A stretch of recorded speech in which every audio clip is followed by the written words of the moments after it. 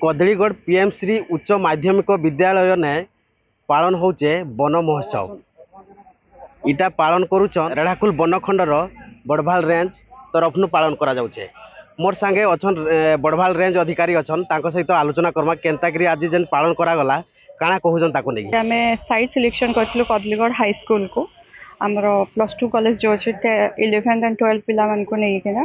तो DFO sir निजे आसिले तांको गहन रे आमे आज प्रोग्राम टाको बहुत भल से सफल सुचारू रूप रे भल से पालन करा गला। पाखा बाकी केतेडा गछ रुआ गला ई जगह ना आज सेलिब्रेशन रो लागि पाखा बाकी 20-25 टा गछ दिया हैछि किंतु स्कूल रो रिक्वायरमेंट हिसाब रे आहुरी भी से माने जते बेले दिया हबो माने से माने कहिबे से हिसाब रे तांको चारा जाको दिया जेबा। अच्छा मैडम आ गोटे कथा जे आमे देखुथिलु गोटे छात्र छात्री को नेकरी गोटे सभा भी बसितला जन्ने कि बहुत कथा आलोचना भी हला काना काना एंती आलोचना हला एटी कहबे टी देखो तो आज्ञा जो स्कूल रो छात्र छात्री अछंती से माने होउचंती हमर आगत भविष्यत सेमने जति की लेवल रे सचेतन हेबे आमे जानि परिबा कि हमर जो जलवायु परिवर्तन होउची अदिनिया वर्षा होउची खरा होउची जो हमर 6टा मास आमे माने 6टा ऋतु आमे जोटा जानि पाथले एबे मात्र सेटा को कमी की 3टा ऋतु जोटा ग्रीष्म आपण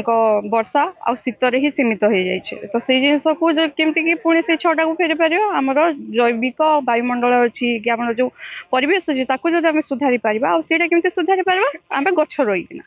गछ लगेकिना तो से विषय उद्बोधन दवा भाया करना आम गोटे छोटकाठिया माने प्रोग्राम टे रखीलु जो डीएफओ सर आसिले आम मान्यगण्य लोकाल मान्यगण्य पीआरआई मेंबर्स आउ स्कूल जी पुरातन माने सभ्य आम शिक्षक शिक्षयित्री थे समस्त नहीं छुआ मान उद्बोधन दिगला। जेन छात्र छात्री मान को जेन कहा जाउथला गोटे गछटे रुइबा को पड़ले ताकू गोटे नारा गोटे दिया जाउथला जेंटा कि माँ के लिए एक पेड़ सेटा काना थिला तार उद्देश्य एटा हमर सरकार के तरफ रु लास्ट गत वर्ष रु गोटे नवा स्कीम टे हिची कि एक पेड़ माँ के ना तो जमती आमे समस्त जानछु कि धरती माता होचे हमर समस्तंकर माँ छुआ वृद्ध आबाल वृद्ध वनिता समस्तंकर धरती माँ होचंती माँ तो सेही माँ को ना रु माने न करिकिना तो माने छोट छोट माने जो बेबी स्टेप कहती आपणकर गोटे गोटे गछ गोटे जन जन निज माँ को ना करिकिना देले सेटा अल्टीमेटली आमे हमर धरती माँ को ही आमे संबोधन करिकिना ही दोछु तो जो उद्बोधन दिया है कि एक पेड़ माँ के ना माने से जिंस ही से स्कीम रे ही हमर ई प्रोग्राम जाको कंडक्ट करा जाउछि। सभा रे जन कहा गला जे गुटे गछ रुइबा को रुइले काना सुफल मिलसी बोली कि जान उद्बोधन दउथले सब गोटे गछ रोवा द्वारा आमको अम्लजान एवं छाई ता द्वारा बहुत आमको सुजोग होता है कि फल पनीपरिया जहाँ भी गछ गुटे लगाइले कि सब किछि सुजोग आमको मिलता है एवं गछ रोवा द्वारा जहाँ आमर सब किछि असुविधा हो जाए पृथ्वी रे गछ काटी दउचंदी एवं सेथुर बहुत असुविधा मिलुछि आमको लेकिन गोटे गछ लगेले जेतकी भी सब किछि सुविधा मिलुछि आमको मोरम जेमती छाई मिलुछि तापरे गले कि तापरे एमिति बहुत फल पनीपरिया एवं अम्लजान सब किछि मिल पारुछि एवं गछ लेबा लगा बहुत किछि सुविधा मिलुछि। काना कहबो लोक मान को जन गछ जन काटुजन एटा कहबी कि जेतकी भी गछ काटुजन सब मान को बहुत हता एटा गछ मान के काटवार दरकार नै न माने गछ थिले बहुत किछि सुविधा मिल पारबा एवं जेथि गछ नै थिबा माने पृथ्वी बिल बहुत इरा हे जिबा बहुत मरुभूमि भी हबा तापरे गले कि बहुत असुविधा किछि हे पारबा लोक मान को लागे नै पारन हेतकी बिल। कदलीगढ़ अंचल जनप्रतिनिधि जी अच्छन शर्त प्रधान अच्छन अच्छा भाई कहबे जन आज जन सभा रे बसी थिले काना जन छात्र छात्री मान को जन कहा जाउतला काना से माने शिक्षा पाई पारबे जन गछ केंदी बंचले काना हबा ताकू नेगरी निहाती भाव रे आज्ञा शिक्षा पाई पारबे जे आमे आगामी जो भले हिसाब रे हमर परिवेश ध्वंस होची आमे जदी एबेटू सचेतन न हेबा आगामी दिन रे परिवेश आउरी ध्वंस हो जिवो से प्रेरणा आज पाइबे जे छात्र छात्री माने भी उपलब्धि कले जे गछ लगेबा द्वारा कौन सुफल मिले से माने मध्य आज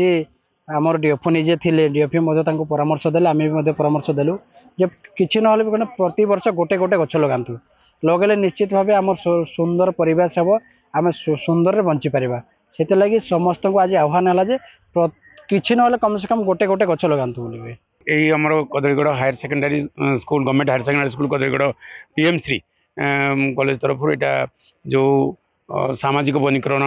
दिवस पालन करागला से दिवस रे आमे तथा डीएफओ को द्वारा तथा रेंजर ऑफिस मुख्य मैडम को द्वारा जो सचेतनता वार्ता दिगला आ जो कथा आप पचारे कि गछटे काटी दौरान से गछटे माने आम निजर परिवार सदस्यटे आम परिवार सदस्य मानक जमी जत्न दौरान मेडिसिन दौरान सेवा करुँच गचटी आम सेवा सेमती न समाज निश्चित ध्वंस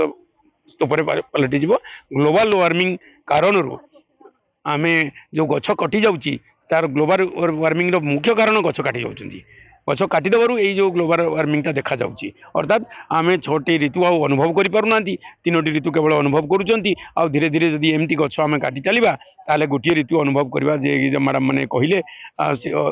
डीएफओ सार भी कहले जे केवल ग्रीष्म ऋतुटी आम अनुभव करवा आउ देखा जाऊ आगामी दिन रे केनता जेन छुआ माने जेन आज शिखले जेन सचेतनता जेन करेले आगामी दिन केते कार्यकारी हेई पारुचे ताकू देखिबाकू बाकी रहला रेढ़ाखुल कदलीगढ़ जसवंत नारायण साहू कलिंग तिहार।